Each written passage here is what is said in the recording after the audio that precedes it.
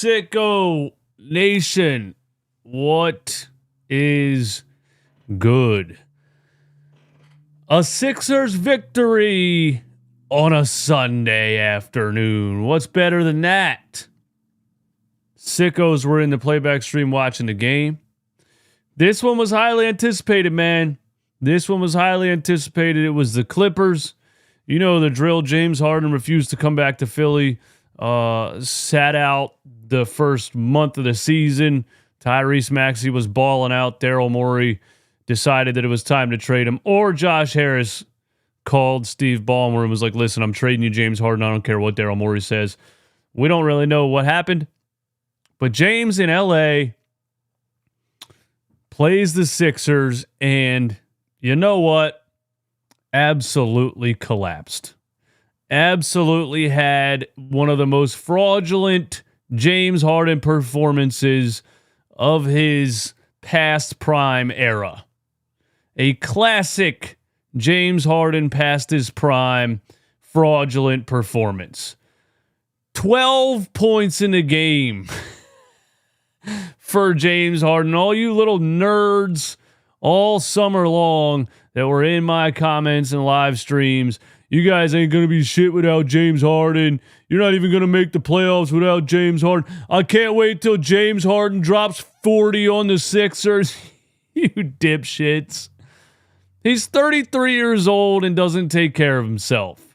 You really think he's going to come out here and drop 40? Come on, bro. When are you guys going to start listening to me? This is obvious shit, man.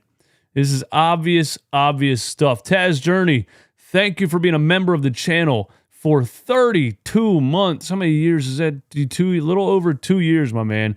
I'm glad to see Harden get schooled by Maxey today. Oh, it was beautiful.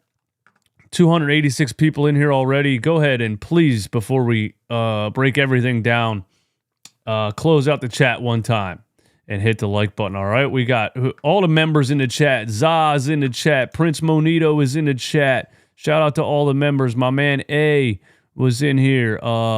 Yeah, shout out to everyone becoming a member of the channel. That's greatly appreciated. Helps me take this brand and movement to the next level. Rob R, thank you for super chat. James Frauden is not going to win his ring with the Clippers this year, and it's going to be funny. Couldn't agree more.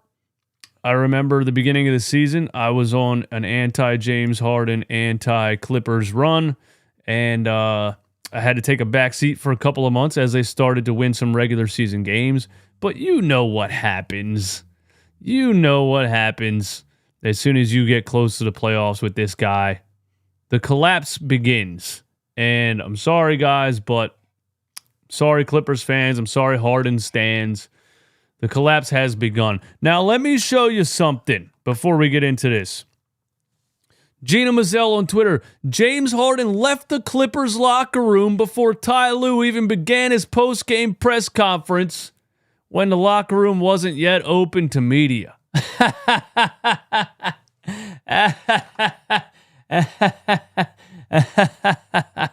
He really wanted this one, man. So when you were watching the game, you saw how try-hard James Harden was going from the jump, right? James wasn't even playing team ball when this game started. The whole first quarter, he was trying to go off, bro. He was trying to drop 50 on the Sixers. You could see that chip on his shoulder. He was step backs, dribbling into mid-ranges, flailing all over the place like a damn fish out of water, getting flop calls from these idiot NBA officials as usual. He was just trying so hard to have... He wanted that, bro. He wanted that ESPN story so bad. He wanted that Bleacher Report post. James Harden drops 40 on the Sixers. He wanted that. With that stupid headline from an intern that says, bro really like that. Fire emojis. He wanted it so bad, man. And he's 33. And he likes to party all off season. And you don't stay in shape. You don't focus on your health into your mid-30s, and guess what? You burn out. You run out of gas. You don't have the stamina anymore, and that's what happened. Absolutely fraudulent performance from the Los Angeles Clippers today, and nobody should fear them in the playoffs. Nobody should have any expectations for the Clippers in the playoffs. Fraudulent performance by everybody. Paul George also getting clamped up by KJ Martin. Getting clamped up by Kelly Oubre, getting frustrated, getting called for offensive fouls because he couldn't get any space, so he starts shoving people around. Fraudulent performance from the Los Angeles Clippers. And it feels wonderful. Now, let's get into it. Let's get Gina off my screen, bro. Get out of here, Gina. Thank you for the report on James Harden leaving the locker room before Ty Lue gives his press conference. Yeah, Andy Walken, thank you for being a member. Looked like I got a championship ring because I don't know what that means. Is that a rap line you just put in there? Yeah, let's talk about it, okay? Cameron Payne. Kyle Lowry ruled out this game for, I forget what they said, injury management or just, I don't know, load management or whatever it is. Kyle Lowry did not play. And I predicted Cameron Payne masterclass. Cameron Payne, he's just a little baller, man. He's just a little bucket. He's just a little Swiss Army knife, dude. You bring him off the bench, he attacks. Does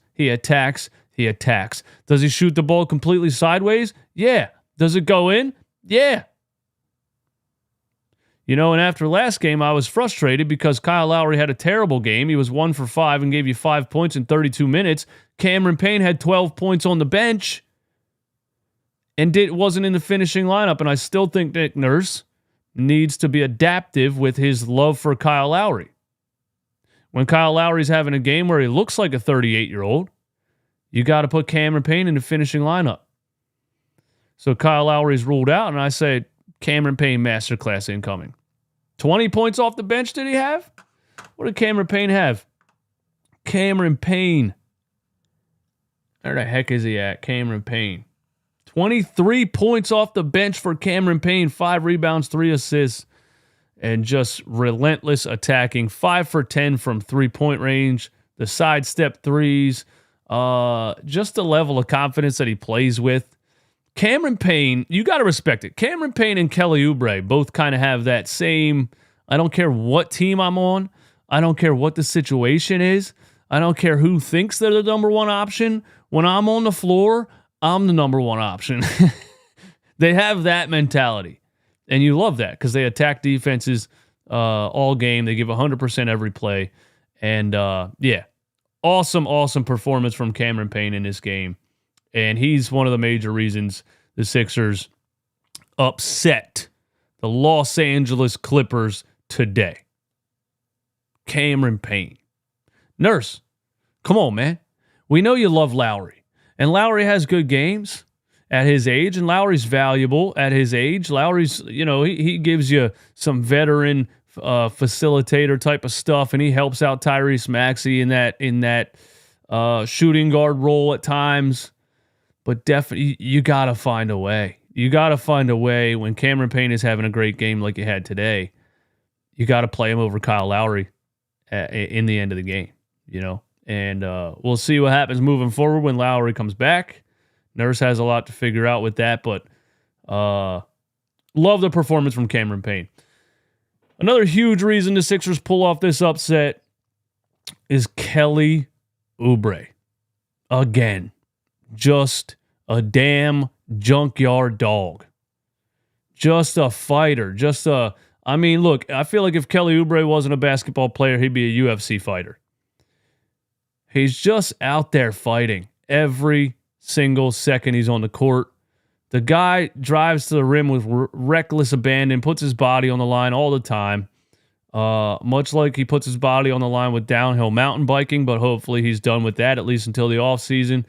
But he attacks the rim, and in this game, he attacks the rim, gets body slammed by Zubac, hits his face on the floor.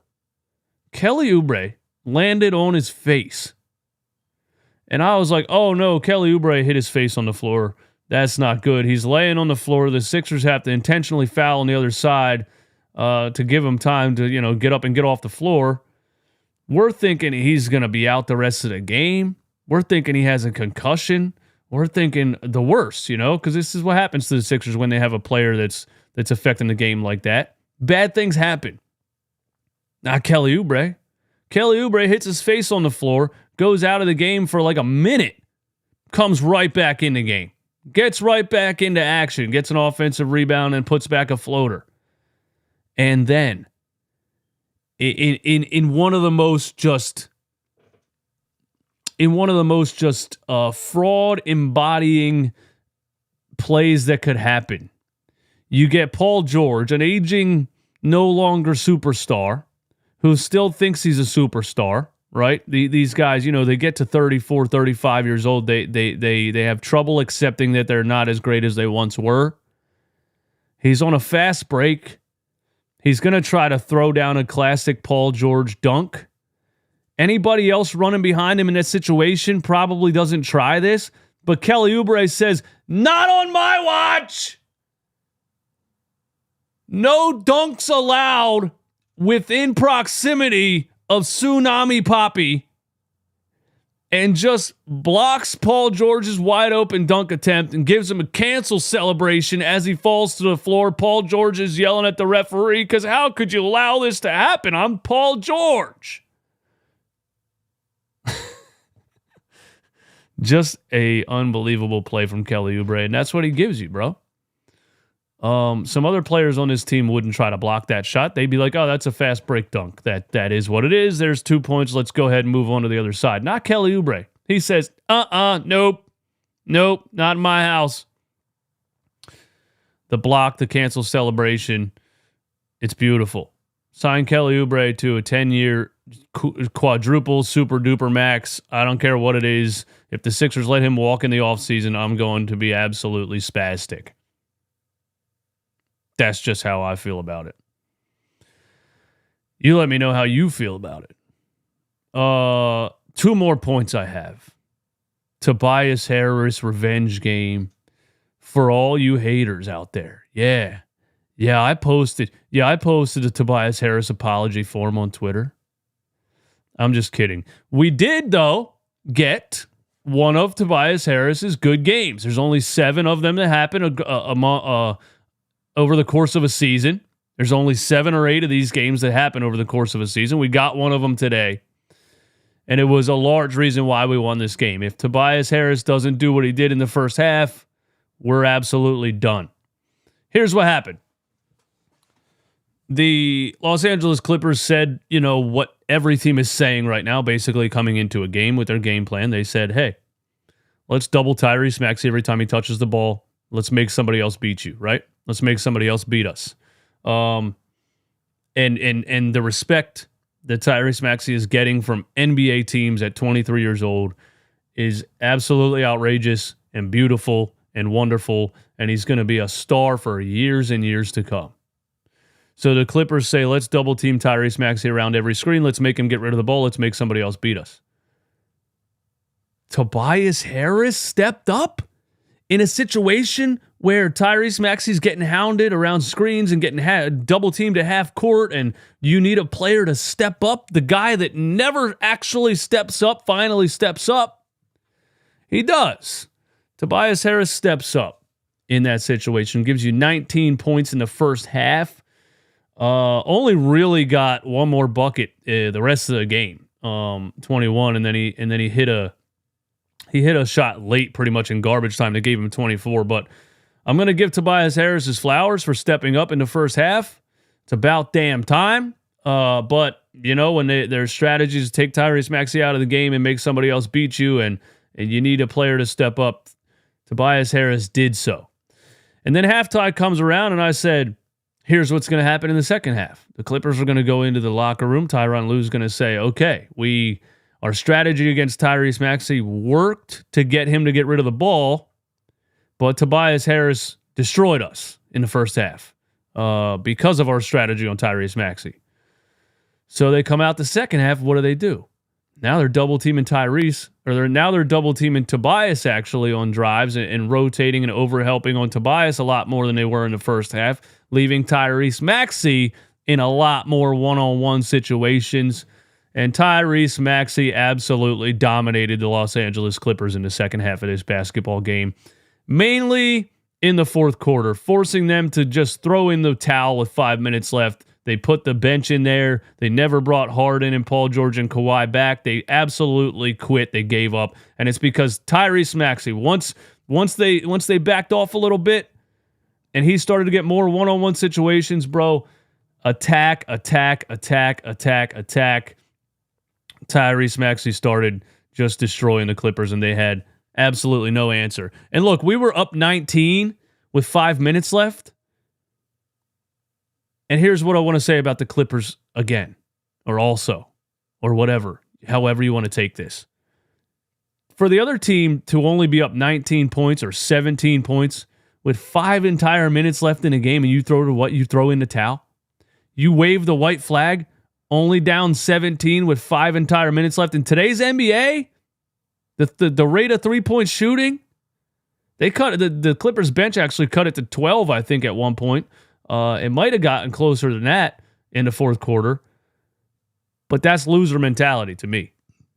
Tyronn Lue, that's loser mentality. James Harden, that's loser mentality. Paul George, that's loser mentality. Kawhi Leonard, I never really slandered Kawhi Leonard because I like him a lot. But I get loser energy from Paul George and James Harden. I get seriously loser energy from them. And Ty Lue to throw in the towel with 5 minutes left instead of trying to fight to the end. Loser mentality. Nobody should expect anything from the Clippers in the playoffs. It ain't going to happen. Nick Nurse didn't care. Sixers were up 19. He still had Maxey out there. He called a timeout. He put Maxey back out there again. The dude played 44 minutes. Nurse didn't care. He wasn't backing off. He wasn't taking his foot off the gas. He said, okay, they're not bringing their guys back in. I don't care. I'm leaving my guys out there. We're keeping our foot on the gas. And that's what happened. And I think that's my take for the whole game, really. Let me get back to the media. Let me bring the stats up here. How do we feel about Mo Bamba in this game? So, in the absence of Joel Embiid, Mo Bamba has been just, he's Mo Bamba, man. He's getting exposed. He's not very good. He can't jump. First half, it was a layup line like it always is. I mean, James Harden was finishing layups over Mo Bamba. And if 34-year-old James Harden has a higher vertical than Mo Bamba, then it's just so bad. And I understand he's hitting threes on the other end now. He's making some nice plays. He had a couple of good defensive plays. Once a player gets in the paint with him and it's a center that's trying to go up straight, he can go straight up and beat him with length. But when it comes to ball handlers like attacking the lane and coming at him, he can't really stop anybody. So when you look at the minutes distributed here, last game Mo Bamba had 32 and Paul Reed had like 15. This game, he sees how bad Mo Bamba is at guarding the rim in the first half, and he doesn't really go back to him, and he goes to, Paul Reed's having a good game in the second half, so he stays with Paul Reed. So there you see 22 minutes for Mo Bamba, 24 for Paul Reed, so a little bit more even of a rotation. You're trying to survive Mo Bamba, really. I understand. I like his length. I know why Nick Nurse plays him, because Paul Reed would foul out in the first half, basically, if he started Paul, and Paul Reed's just for some reason better coming off of the bench. So a good game, really, as far as rotation-wise and getting the most out of both of those guys. Paul gives you 10 points and 8 rebounds off the bench. Yeah, there's that. KJ Martin. KJ Martin was a huge reason the Sixers won this game. KJ Martin's becoming just a bulldog defender. Still no real offensive game whatsoever for KJ Martin, but defensively, he's like a more experienced Jaden Springer, And if it wasn't for KJ Martin, I don't know what would happen in this game, because the whole first half, second quarter when KJ Martin came in, or like end of the first, into the halfway through the second, he was just dogging Kawhi Leonard, Paul George. I mean, the dude was clamping. He was clamping these guys, and he was frustrating them. And I love what Nick Nurse is getting out of KJ Martin lately in using him strategically in the lineups that he uses him in, just taking advantage of his defense, especially with this Sixers team that just lacks perimeter defense and speed and intensity so much on that side of the floor. I think KJ Martin is very, very valuable.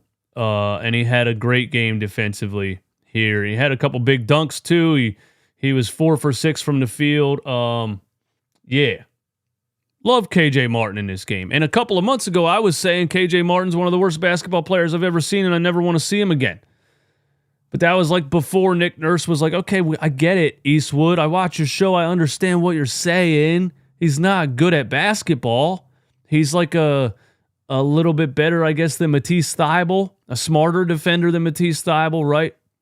So I can use him in situations and get the most out of him defensively. And that seems to be what Nick Nurse is doing. And we got some Jeff Doughton Jr. minutes there, 12 minutes from Jeff Doughton Jr., Mr.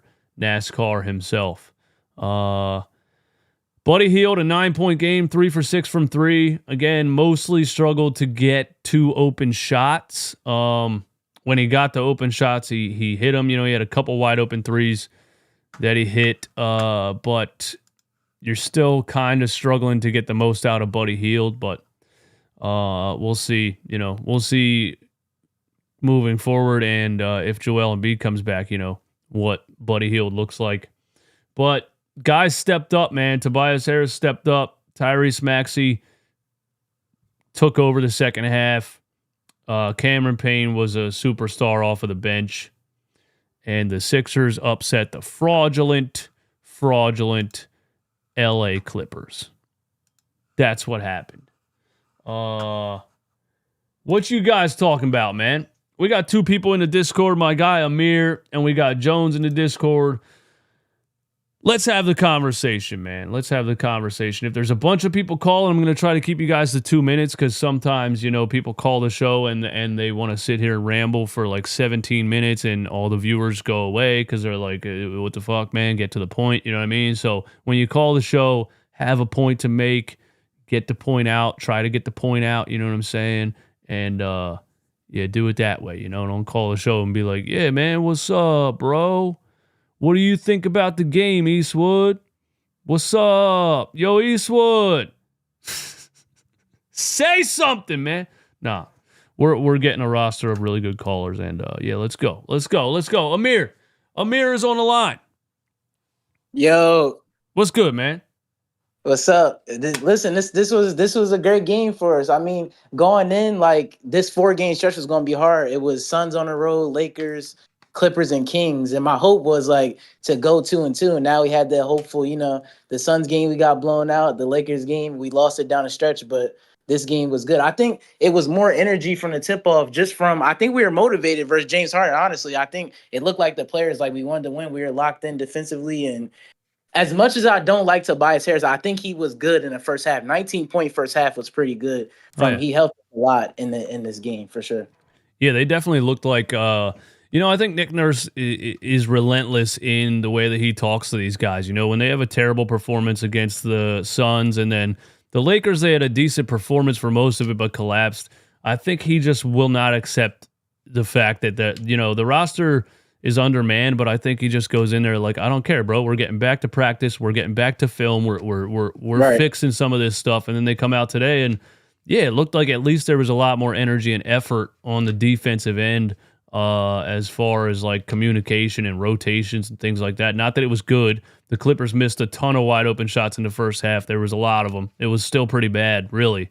But yeah, I agree with you that it looked like there was a lot more effort and intensity from this team. And right, any time I'm looking right here, 18 of 37 from 3, 48.6%. Anytime you hit 18 threes, you should be able to win an NBA basketball game like that. That's a lot of made threes, and that just pours on from everybody. But one of my second points was I was so upset when we traded Pat Bev. I'm like, he's the heart and soul of this team. Like, you know, all the belt to ass and all that stuff. And when we got Cameron Payne, I'm like, what is Cam Payne going? Like, he's an okay player, but I didn't realize how good of a move that was because compared to Kyle Lowry, he just attacks the rim and looks for a shot all the time. And on a defense, he was huge when he came in that first quarter and second quarter. He's doing his thing. He went 5 of 10 from 3 a day. He's a big reason why we won this game. Like, I love Cameron Payne. Like, that was an underrated pickup move. I kind of underrated it myself. Oh, I underrated it too. I hadn't heard about Cameron Payne since he was on the Suns. I didn't even know he was still around. I wasn't upset about the Patrick Beverley trade though, because Patrick Beverley to me was always just, I loved his energy and stuff, but this is the guy that we trolled because he celebrated a play-in victory when he played for the Minnesota Timberwolves, whatever that was. You know what I mean? Like everybody, nobody really thinks Patrick Beverley is like a really good NBA player. So I didn't really care that much. I knew why Philly didn't want him to get traded because he's all vibes, but yeah, I mean, Cameron Payne's he's way better. Way better. Yeah, he's way better, and he just looks for his own shot. And then my last point is just going to be, I just like, while Embiid is injured, I just have liked the evolution of Tyrese Maxey and what he's adding to his game, especially of late. I know you talked in the past, and I agree with this. You got to expand your game. It's literally 3-point, and then he has he could drive on anyone. I mean, he's so fast, but I like how he's starting to add the mid-range to his game. So now it's really making him a 3-level scorer. And you see in that fourth quarter, he basically took over. Like, and I think it's going to be dangerous when Embiid comes back, because similar to Jokic and Murray, that 1-2-man game they have is just unstoppable down the stretch. And now with Maxey getting this experience without Embiid, when Embiid comes back, that 2-man game is just going to be incredible down the stretch when you have two lethal threats on the offense like that. Oh, absolutely, man. And I think Maxey was really coming into that in the beginning of the season anyway. They were the highest scoring. The first 10 games of the season, they were the best 2-man duo in the whole NBA. And it's still crazy at 23 years old. That's still a young age to be doing stuff like that. So yeah, I mean, if Joel comes back, hopefully, they get right back to what they were doing in the beginning of the season. It's so polarizing because there's just not enough time left to bring him back and have enough time to get him going. But at the same time, they keep saying they hope he's coming back. So it's like, it's one of those things that the anticipation's crazy because you don't know what's going to happen. It's like, it's hard to predict, but we'll see, man. Thanks for calling the show as always, bro. All right, thank you, bro. Yeah, bro. Amir on the Discord. Yeah. Thanks for the call. Great points, man. Yeah, Cameron Payne still has so much speed. I think Cameron Payne is 30 or 31 years old, and he still plays the game like a 23-year-old, like a Tyrese Maxey, He just still has so much speed and so much control over what he's doing. I posted a clip on Instagram of my dude, who was it that called? I forget, but it's on Instagram, and he says, why didn't Cameron Payne play in the fourth quarter of this game? Where are the ballers at? And somebody in the comments was like, did you just call Cameron Payne a baller? And I was like, please watch games before you comment, bro, because you have no idea what you're talking about. And then I predicted Cameron Payne masterclass today, and look, bang. Stop sleeping on Cameron Payne. And just stop commenting on my shit if you don't watch games, bro. No, you know what? I like the interaction. Keep commenting. Riaz, thanks for the super chat, man. Eastwood, what's your expectations for Kai Jones? Do you see him as a solid rotation piece? I'll be at the Cavs game Friday. I think we beat him again. It's tough to say, man. The Sixers are being really cautious with Kai Jones. They don't want to rush into signing a guy and giving him a bunch of NBA minutes when he got released from an NBA team for some outlandish things he was saying and doing on the internet and videos he was posting and stuff like that. So, you want to be cautious with it. Incredible potential for Kai Jones, a 6'11", just wildly athletic frame. He just runs and jumps if you get Kai Jones and he's bought in and he's focused and he's over whatever issues he was having in Charlotte, I think you can get a lot out of him, but I don't expect anything this season. I don't think the nurse is just going to be like, okay, we're going to play Kai Jones, in the last 5 games of the season, and then he's going to be a major rotation piece in the playoffs. That doesn't sound realistic to me. It could happen, I guess. I would more see them trying to take the whole offseason and get something out of him next year, but I think you would have to sign him to a contract for that to happen. So I'm not really sure what to expect from Kai Jones, man, but I think he has a lot of potential, man. My man Jones in the Discord. Yo, Jones. Yo, DJ. What's up, man? What's going on, man? First thing I'm gonna say is like the past 3 months, all I kept on hearing is the Clippers are the best team in the league. Kawhi is in peak form. Harden changed this team. He made it elite. They're so fraudulent, bro. How do you lose? How do you get blown out by 20 points by the Joel Embiid less Sixers? Like how? And during that whole time the Clippers fans and we won the trade and all this stuff, we were just like, okay, just wait towards the end of the season or wait for the playoffs. You'll see what happens. They're gonna see what happens. What Harden did tonight is what he's mostly gonna do in the playoffs. Literally, point blank. Period. Yeah. And then also too, it's not even that, because if a Kawhi doesn't like play at an all-time high, they're not going far. They go as far as he takes them. Yeah, absolutely, absolutely. Yeah, and Paul George is a solid number 2, but Paul George to me is he's giving me diva vibes. Like he gets frustrated easily, and you get under his skin. You get him out of the game mentally a little bit. I think that's what they did today. Such a fraud. And then I keep on seeing like reports on Twitter that the Sixers might offer him a max contract. Like hell no. Yeah, what? That better not happen. That better not. I don't want, bro, $200 million for a 36-year-old Paul George. Like nah, bro. I think he's 30. I think he's 34. But yeah, I'm at 34. No. Yeah, but yeah, I'm with you on that. I don't. And if Daryl Morey would do it, bro, the city might protest. Nah, if he does that, he has to go. He can pack his bags and go. We'll see, man. We'll see. Also, one more thing I want to say is they keep on signing all these 10-day contracts, but they're not playing. All of them though. Like that something Wilson guy, 6'10", the former Raptor guy.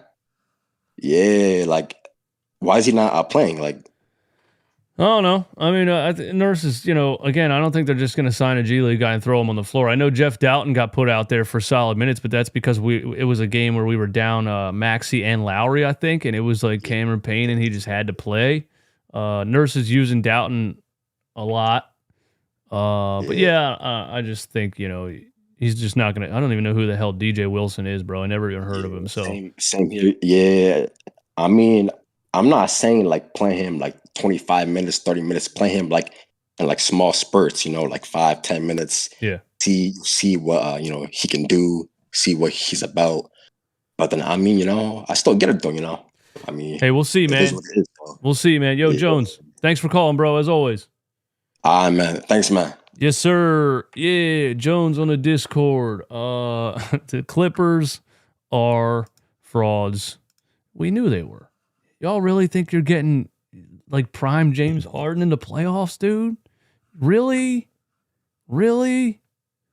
McNugget is in the chat. I'm coming back from work. I'm rooting for the Clippers. How we lose to the shitty Sixers? Because you're the shitty Clippers. And you got a bunch of 38-year-old aging superstars, bro.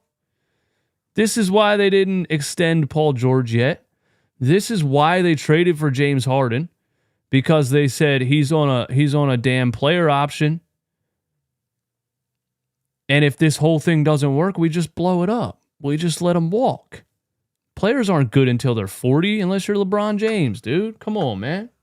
Maybe LeBron's made it seem more realistic than it is. But NBA players start to slow down in their 30s, and 34, 35, 36, bro, it's a wrap. Especially a guy like James Harden who,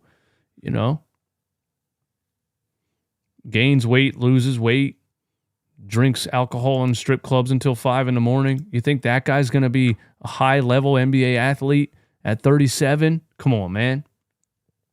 Come on.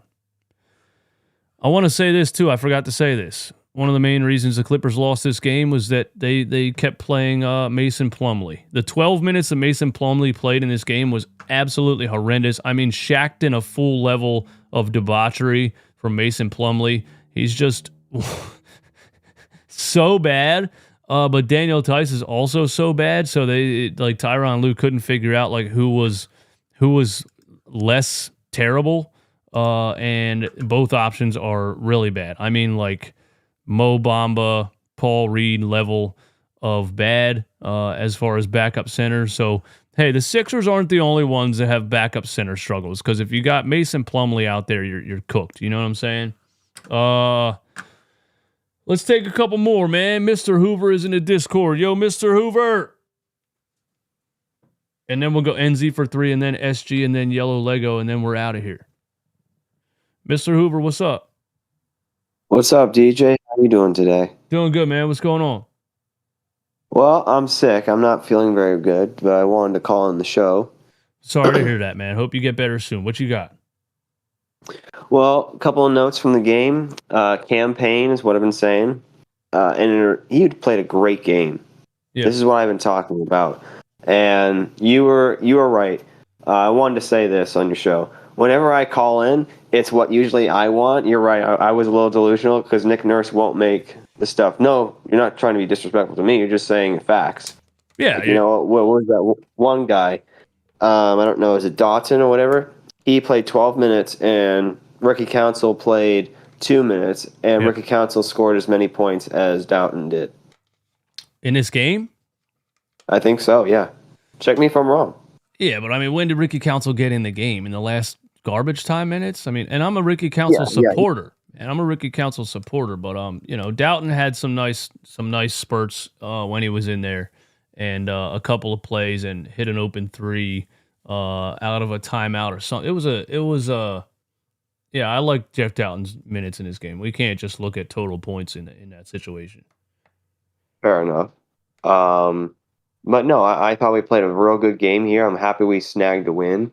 We got to be snagging a lot more because you know what? The playoffs are right around the corner.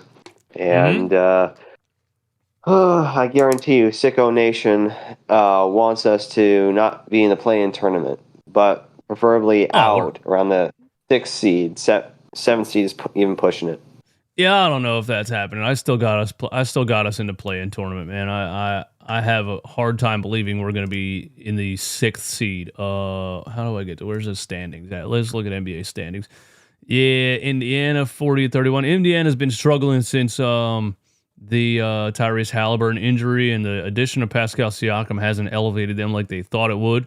I mean, we're right there, really, Orlando and Indiana, so it's not impossible, but we also shot the ball really well, you know, tonight, and we got to take that into account. You're not always going to shoot 48% from three, especially this Sixers team. Make or miss game, you know, when the shots are falling, it's like everybody's like, oh my God, we're great. We're going to be the damn 4th seed. And then you have games where the shot's not going in, and oh my God, the Sixers are a lottery team. We're so bad, Joel shouldn't even come back. You know what I mean? The polar opposite reactions from the fans after every single game. I'm just realistically saying we're probably going to be in the play-in tournament anyway.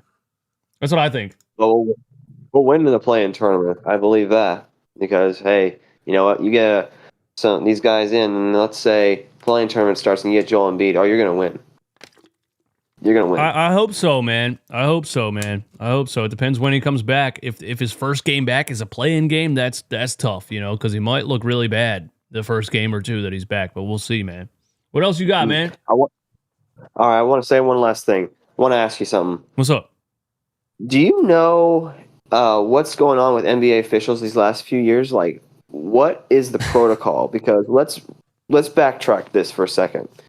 We looked at a play where, like, I think it was Tyrese Maxey was fouled or whatever, and the lady he was trying to go get the ball. The lady was right there, and she didn't call it. And I'm like, what are you doing? Well, what are you doing? Like, a lot, and just not only just her. I'm not trying to put her on blast. Mistake happened, whatever. Dude. But I'm talking about like the whole NBA in general. It's like, why can't they get the old referees to come back and ref a game? Because you look at the NBA today. Who are the old referees? Like these small tic-tac fouls are so annoying. Who are the old referees? What do you mean the old referees? I'm talking about probably who are retired. Probably around the end of the end around 2009, 2010, when you had like really good referees. Well, yeah, those dudes are old now. You don't want them out there. They can't Yeah, even see. I know that. I know that, but I'm just saying, why can't we just bring some of these old refs and like create like a program for like these new refs? Because we've been talking about it for years. Yeah. No, they're terrible, bro. They're absolutely terrible. Every game I see, every season they keep getting worse. They don't know the rules anymore. It makes no sense. There's this rule in the NBA that's been supposed to be in the NBA for the past couple of years that if it's not a natural shooting motion, you can't call it a shooting foul. But they don't care anymore. James Harden's out here like flopping and flailing and landing on his back or whatever, and they're giving him free throws. It just doesn't make any sense. And there was one in the second half where Kawhi Leonard threw his arms up. No foul was called. We were literally running the other way, and they called a foul. This might have been the latest foul call I've ever seen. And the broadcast didn't even talk about it, but I don't know. They keep getting worse. I don't know what it is. It feels like they're part-time referees. It feels like they don't have any meetings. They don't even like review the rule book or anything. Yeah, they're really bad. All I ask is be bad on both ends, you know? And the main thing that I can't stand is the Tyrese Maxey disrespect. Still, you know, there was a play where he got a forearm to the rib cage and landed on his back in the middle of the paint and just no call. But you're getting touch fouls for Paul George on the other end. It's annoying.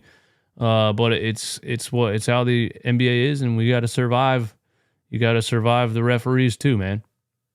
Yeah, I wonder if it has anything to do with just gambling in general. I wonder if that has a big part of it. Like, remember Tim Donaghy was arrested for whatever. Or disgrace to Tim Donaghy was arrested for like betting on games, all that stuff. Yeah, I don't know if that's. I can't go there. I can't go there. That's a conversation for another day. I love you, Mr. Hoover. Thanks for calling, man.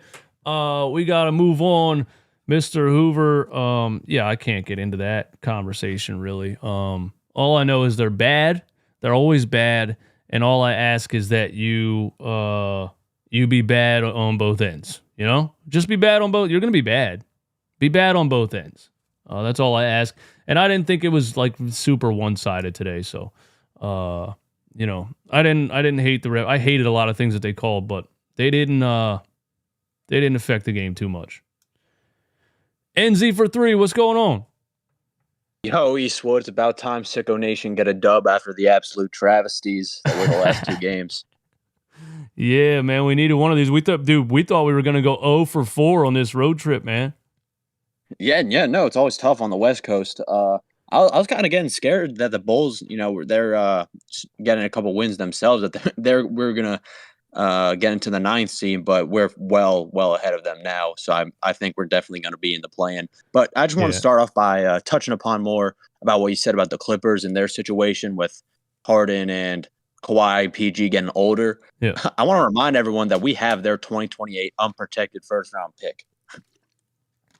That's huge. So that was the biggest part. That was the biggest part of that trade, man. That's the thing. That's a pick that they did not want to trade. That's why Daryl, you know, waited all off season because he wanted that pick. He wanted apparently he wanted Terrence Mann too, but yeah, that's huge because by 2028 the Clippers could be bottom of the barrel. Mm-hmm. You know, they could. Unprotected. Yeah, is I mean big. that could definitely be a good asset to have with other other intelligence like departments of the other teams that they could say, hey, whoa, the Clippers aren't really going to be good in the next couple of years. That pick is definitely more valuable than others. And when you have Joel Embiid and Tyrese Maxey, hopefully as they stay healthy, you could definitely use that pick as a bargaining chip to get some more assets. But to be honest, I'm sort of comfortable with where the Sixers are right now, given their circumstances. Even though they have been losing the past couple of games, I can't say they've, haven't been putting in the effort and stuff because, I mean, we don't really have much talent on the team. We have Mo Bamba, for Pete's sake, starting. But, it's good to see guys like Tobias Harris. And the thing about Tobias Harris, what these casual Sixers fans don't understand is that you're not going to get a 6'9" forward who can shoot damn near 40% from 3. And they just want to train for a crumble cookie, bro. What absolute buffoons. Don't forget, can guard 1 through 5. He can guard 1 through 5, and his dad, an expert NBA analyst, says he's an assassin scorer. Yeah. And if he says that, then we have to take it as scripture. And his dad commented on a post of mine and called me a broke, dusty bum. So don't forget also that he is rich, and that has something to do with this. I still can't figure out what it has to do with this, but he's rich too. So we're not allowed to have an opinion on him because of that also. I mean, that's when you know you've won and kind of got them pissed off when you start having them expose their insecurities. But you're having some beef with these NBA players' parents, bro. The first thing with the Ben Simmons shit. Now it's his dad at the game. I guess I'm making Tobias Harris's dad. I guess I'm making some noise, man. I'm making some noise. You know, people are starting Yang too. Dude, I'm making some noise, man. Him to do more suicides. I just saw him. The Cavs are getting their butt kicked by the Heat right now. Yes, George Niang called me a clown on Twitter. Yep, he sure did. Yeah. Yep. I'm saying I like where the Sixers are because, I'm not trying to sound like a wuss, but I really just don't want to be on Boston's side of the bracket. One, because the Celtics are in there, but two, you also have the Knicks in there too, and I think the Knicks are definitely the second best team in the Eastern Conference. Do you think Boston's losing to anybody though? So you're gonna have to face Boston anyway.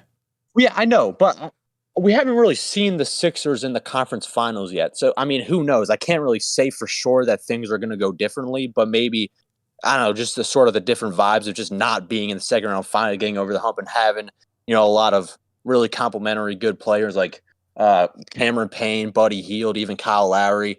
Mo Bamba won't have to play basketball anymore. You can have Paul Reed come off the bench. So I think things can really be different. And if we get into that, in the second half of that bracket, when you got, we'd be playing Milwaukee, but then the other series are I think the Pacers and the Cavs. I don't really believe in the Cavs much because one, they're getting destroyed by the Heat, and they don't even have like Kevin Love or Tyler Hero or Duncan Robinson. Granted, they're missing Donovan Mitchell, but I just never really liked their team construction. It's very eerily similar to the Al Horford, Joel Embiid duo, in that when you're in the modern NBA and you have so many guys who could space the floor, which the Sixers thankfully finally have those guys who I really think can thrive well in this system with Nick Nurse's adjustments and him holding them accountable for how much they're hustling and the different stuff he's just going to throw at teams in the playoffs. I think they could honestly just run the Cavs off the floor, and we can force them to not play Evan Mobley and Jared Allen. But first, you'd have to get through the Bucks. You have to get through Mr. Glenn Rivers, which I think it's something. Huge upset, do. Of man. course, huge. That would just be a dream come true to take out the Milwaukee Bucks in the first round. Doc Rivers, that would be amazing. That would be amazing, man. Yeah, and we haven't played the Cavs yet in the playoffs too, and I think they're definitely a team we can take. Like I said earlier, the Knicks are the second best team in the Eastern Conference by far. We beat the Cavs without without Joel Embiid. I think twice already. Yeah, we did, man. We did. What else you got, man? No, that's about it, Eastwood. Thanks for letting me on. All right, man. Anytime, bro. Playback chats. Hey, thanks for coming through, man. Thanks for hanging out. NZ for 3. Thanks for the call, man. It's not going to happen, DJ. Hey! Oh, it's going to happen. Okay, I'm sorry, Za. You're right. It is going to happen. I thought that said it's not going to happen. I'm like, what's up with this negativity, bro? But you're not negative. You're always in the Discord being one of the positive ones. It is going to happen. You're right. We speak it into existence, man. My guy, SG, I'm interested to hear what he has to say about this Tobias Harris performance. SG, what's up? Hey, what's going on, DJ? What's going on, man? I hate this team. You hate this team? I hate Tobias Harris. I am indeed a Philadelphia sicko. I'm anticipating the next game of a 58-minute Tobias Harris because of this game. Shout out to Tobias Harris ankles today, man. I don't got no flowers for him. They died a long time ago. But Tobias, that's all. I really don't got a lot to. Matter of fact, I don't have a lot to say, but I will say this. What's up? I do hate this team, yes, because of the emotional roller coaster that they're constantly putting me on. Yeah. And here it is. We have to feel like, Tobias Harris is coming out of some type of slump. Is that what they're saying? Is that what they're saying on the social medias right now? You know it's coming. You know it's coming. It's not Monday yet. ESPN. Tobias Harris leads his team in 18 points at the half. Yeah. You know? Yep. You know what I'm saying? So it's like then they're gonna try to sell us on this. You know who else I hate? And this don't even have nothing to do with it. Keith Pompey. And Locked On Sixers podcast is the trashiest podcast out there. And they was like these old men, and you know, sometimes you don't post, so you know, you try to get some more Sixers info, and you got these 80-year-old men literally try to sell you on they don't even give you like eye test stuff, you know. But anyway, this win is more of a testament to how bad Clippers are. Yeah. Shout out to the Clippers Nation. You got nothing. You're not going nowhere. You're flat. You know what I'm saying? And shout out to Harden for being a fraud that he's always been. You know what I'm saying? He came out here. He gave 12 points. And, you know, come on. You know what I'm saying? And Harden didn't want to come back because he was running away from the Sixers fans. And I'm glad that he's such a bum that he can't even perform in front of the Clippers fans. And I don't know why he was so weak, but I just think he's always had that weak mentality. And I'm glad that right after he tried to block Kawhi Leonard's shot in a game that they were winning, he comes out here flat and does what we expect him to do all the time because he folds under pressure like a lawn chair. Yeah, he does, man. And I think James Harden's mentality is that it wasn't great, but it's good enough, so I should get paid for it, you know? And that's what he wanted. He just wanted to get paid because he thought it was good enough. And anytime his whole career, when the pressure gets the highest, he doesn't push through it. He collapses. So, you know. Yeah. That's what it is. So I mean that you're interested on my take. My take is I'm gonna have to stand on it on this one. I hate this team. They love abusing me. And Tobias Harris, shout out to your ankles. And Sixers and Clippers, y'all trash. You know what I'm saying? Real trash. Like real bad. Like and you know. All right, SG, man. Thanks for the call, bro. All right, man. Thank you. SG, man, he's you know, Tobias has a good performance, and SG is upset about it because he's anticipating now a 48-minute run for Tobias Harris in the next game. Yeah, I mean, you know, we've seen it a million times. We've seen the up and down a million times. There's no reason for anybody to really fall for it and realistically say things like, you know, he's coming out of a slump or whatever it is. This pattern has happened for 5 years. It's happened several times this season already again. He has a couple good games, and I'm at the point where I take the good games and I say, hey, we got a good Tobias Harris game. That's awesome. That's how I take it now, because you're going to get a couple good Tobias Harris games. And you're going to play the Knicks and the Celtics and other very physical, good defensive teams, and he's going to back down from the physicality, and he's going to give you 4 points in 39 minutes. It's just what happens, and it's going to happen again. But, you know, good game. Good game for Tobias against the Clippers, and he was a big-time reason why we won this game. I would love to see him step up against better defensive teams, but there's no reason for me to believe that's going to happen. You know what I'm saying? There's just no reason for me to believe that's going to happen. Anyway, that's all I got, man. Thank you guys for tuning in. The Sixers upset the Clippers in LA. James Harden continues his fraudulent run of being the biggest fraud of all time. No, not the biggest fraud of all time. Ben Simmons the biggest fraud of all time, but James Harden's up there.